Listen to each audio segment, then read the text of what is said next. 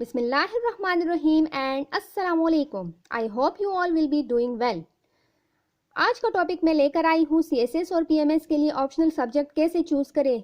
मैंने लोगों को देखा है कि फेसबुक पर पोस्ट कर रहे होते हैं, पूछते हैं, किसी को इनबॉक्स करके पूछते हैं, बस सारे कमेंट करके लिख देते हैं कि गो फॉर इट और वो हो पता नहीं कि लोगों का ओपिनियन सुनकर ही बस सब्जेक्ट चूज़ करते हैं। मैं आपको रिक्वेस्ट करूँगी कि इसी तरह अपना एक सिनारियो बनाएं, इसी तरह सामने सीएसएस का सिलेबस रखें, इसी तरह सामने पीएमएस का सिलेबस रखें, फिर पीएमएस और सीएसएस के दो ब्लॉग्स बनाएं। जिस तरह के मैंने आपको एक फर्जी सा ब्लॉग बनाए हैं पॉलिटिकल साइंस को देके, तो पीएमएस में मैं केपी की बात कर रही हूँ। केपी के जो अभी रिसेंटली सीट्स अनाउंस हुए हैं पीएमएस के लिए, और ज़्यादातर लोग जो कि न्यू कमर्स हैं वो बहुत कंफ्यूज हैं।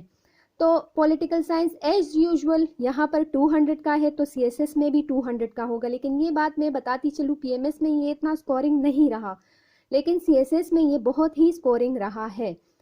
अच्छा, पॉलिटिकल साइंस आप ले रहे हैं तो कोशिश करें कि साथ में ओवरलैपिंग सब्जेक्ट ही ले। कॉन्स्टिट्यूशनल लॉ ले, यहाँ भी 100 का वहाँ भी 100 का, ठीक है। पब्लिक एड ले, पब्लिक एडमिनिस्ट्रेशन, यहाँ भी 100 का वहाँ भी 100 का, ये सारे ओवरलैपिंग है, ठीक है। पश्तो तो पीएमएस में नॉर्मल ही एवरेज ही रहा है, लेकिन सीएसएस में अच्छे स्कोर देता है, तो ये भी आप ले सकते हैं। हिस्ट्री ऑफ यूएसए अच्छा है, दोनों में अच्छा है, तो आप ये भी ले सकते हैं। तो देखिए अच्छा खासा आपका 100, 200, 3, 4, 5, 6 इस 100 का अच्छा सा मार्जिन में मैंने आप लोगों के लिए बना दिया है। आप लोग देख सकते हैं और समझ सकते हैं कि किस तरह आप लोग सब्जेक्ट चूज करेंगे।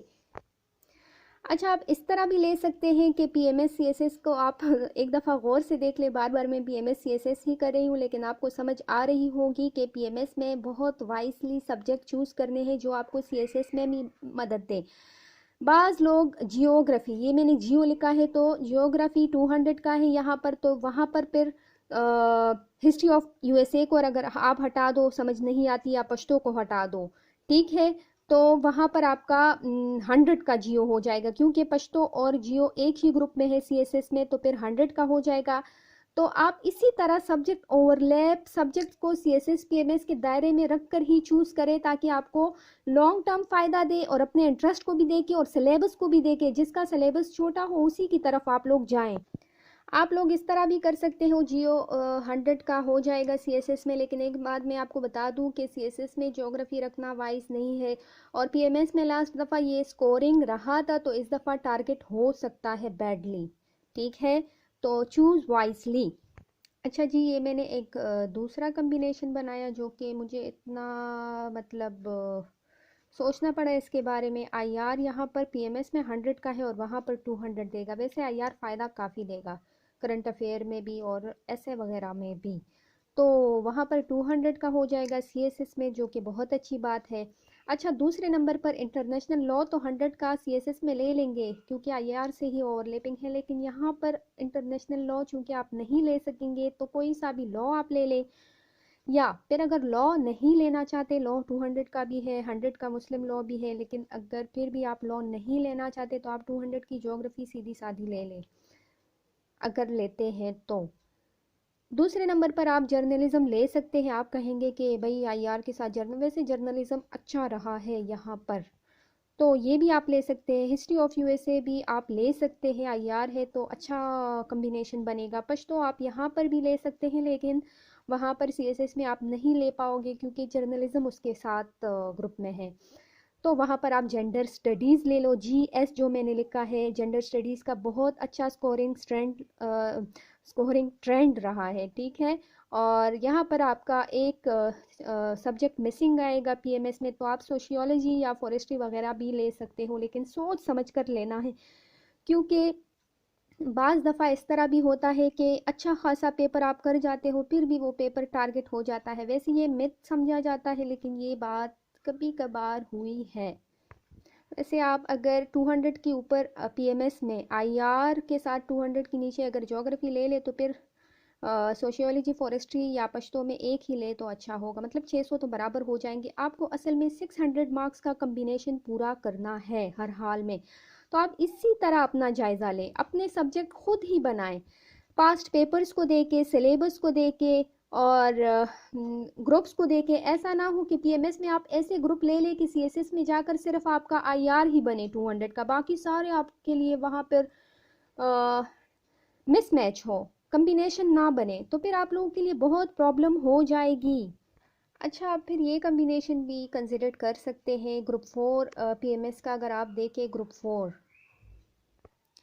4 को अगर आप गौर से देखें तो इसमें 200 के हैं, फिज़िक्स भी है, geology, geography, chemistry, botany, zoology. वैसे अगर आपका कोई भी बैकग्राउंड, मतलब किसी ने मास्टर या एमफिल केमिस्ट्री में किया है या फिज़िक्स में या जोलॉजी में, तो ये ना सोचे कि स्कोरिंग ट्रेंड या लोग क्या कहेंगे या जो भी। आप लोगों ने अपने सब्जेक्ट को मस्ट चूज़ करना है, क्योंकि आप अगर ना भी चूज़ करें तो इंटरव्यू में आपसे सवालात तो अपने सब्जेक्ट पर होंगे, जो कि आपका बैकग्राउंड है। तो अच्छी बात है, अपने सब्जेक्ट में आप लोग थोड़ी सी वो मेहनत कर ले, क्योंकि आपको लेक्चरर वगैरह के पोस्ट में भी ये मदद देगा, जो कि आपका अपना सब्जेक्ट हो जिसमें आपने मास्टर एमफिल वगैरह किया हो। तो ग्रुप 4 से आप लोग चूज़ कर लेंगे 200 का कोई भी फिज़िक्स, केमिस्ट्री वगैरह। तो इसी तरह आप यहाँ पर सीएसएस के सिलेबस में भी फिज़िक्स और केमिस्ट्री तो 200 के हैं, लेकिन बाकी सब्जेक्ट 100 के हो जाएंगे, ठीक है, आपके जो बैकग्राउंड के हैं, जिस तरह ज्योग्राफी वगैरह। बस तो आप यहाँ भी कंसिडर कर सकते हैं, वहाँ भी कर सकते हैं। पॉलिटिकल साइंस अगर आपका बैकग्राउंड नहीं भी है, देखिए आपका ग्रुप 4 वाला मतलब ऊपर तो बैकग्राउंड पर आप लेंगे ना, तो यहाँ पर पॉलिटिकल साइंस या आईआर कोई भी आप रख सकते हैं। आईआर अगर ले तो पीएमएस में 100 का होगा, ये याद रखिए, और अगर पॉलिटिकल साइंस ले तो 200 का, ठीक है। और सीएसएस में पॉलिटिकल साइंस भी 200 का और आईआर भी। इसी तरह आप अगर कम्बिनेशन बाकी भी पूरा करना चाहे तो पीएमएस के लिए पॉलिटिकल साइंस या आईआर अगर आप रख ले तो पॉलिटिकल साइंस तो 200 का होगा, लेकिन आईआर अगर 100 का हुआ तो आप यूएसए, हिस्ट्री ऑफ यूएसए वगैरह भी कंसिडर कर सकते हैं। और अगर पॉलिटिकल साइंस लिया तो साथ में नीचे जर्नलिज्म वगैरह भी कंसिडर कर सकते हैं, लेकिन याद रखिए यहाँ पर जर्नलिज्म लिया तो वहाँ पर अगर पश्तो ऑप्ट करेंगे तो जर्नलिज्म नहीं ले सकेंगे, ठीक है। सीएसएस में आप फिज़िक्स वगैरह ले तो जो कि आपका बैकग्राउंड हो तो ये कम्बिनेशन भी आप लोग ले सकते हैं। जेंडर स्टडीज़ में बार बार इसलिए वो मतलब वो है ना कि एक्स्ट्रा सब्जेक्ट आपके पास जो यहाँ पर कमी होगी तो ये पूरा करेगा, क्योंकि इसका स्कोरिंग ट्रेंड भी अच्छा है और सब्जेक्ट अच्छा है, इजी भी है, कवरिंग भी है, कवर हो जाता है। तो ये थे मेरे कुछ तरीके। आप ख़ुद भी इस तरह अपने तरीके से भी जा सकते हो। इसी तरह अपने सामने सिलेबस को भी रख के, पास्ट पेपर्स को भी देके, और इसी तरह एक टेबल सा बनाकर अपने सब्जेक्ट चूज़ करें। किसी से भी पूछने की कोई ज़रूरत नहीं है, क्योंकि अगर आप सीएसएस पीएमएस कर रहे हो तो इतनी तो मेंटल कैपेसिटी आपकी होनी चाहिए कि सब्जेक्ट अपने बलबूते पर चूज़ कर सके। अच्छा, एक बात मैं आपको बता दूं कि फ़िज़िक्स और केमिस्ट्री, मतलब ये लोग जो कहते हैं कि हमारा बैकग्राउंड है लेकिन स्कोरिंग ट्रेंड अगर ना हुआ, तो मैं आपको बताती चलूँ कि सीएसएस में फ़िज़िक्स वाले भी अच्छे मतलब मार्क्स से पास भी हुए हैं और आज कल वो सर्व भी कर रहे हैं नेशन के लिए। तो अपने सब्जेक्ट से तो बिल्कुल नहीं घबराना। आपने अपना सब्जेक्ट मसलन कि फ़िज़िक्स में किसी ने मास्टर किया है तो लेना ज़रूर है, क्योंकि आगे जाकर आपको ये मदद देगा। इंटरव्यू में भी आपसे पूछेंगे आपके सब्जेक्ट के बारे में, और अगर अल्लाह ना करे आपको यहाँ पर आप एलोकेट ना भी हुए तो लेक्चरशिप में आप 100% 17 ग्रेड पर ही होंगे, क्योंकि आपने अपने सब्जेक्ट के लिए बहुत मेहनत की होगी। ये थी मेरी थोड़ी सी कोशिश ऑप्शनल सब्जेक्ट के लिए। आपके पास भी अगर कोई तरीका हो तो must share in the comment section. अगले वीडियो में मैं लेकर आऊँगी कि स्क्रीनिंग टेस्ट के लिए, चाहे वो पीएमएस का हो या तहसीलदार वगैरह का, स्क्रीनिंग टेस्ट बहुत ज़रूरी है। ऐसा ना हो कि आप लोगों ने अच्छी खासी तैयारी कर ली हो लेकिन स्क्रीनिंग टेस्ट में ही आप रह जाए तो फिर क्या होगा।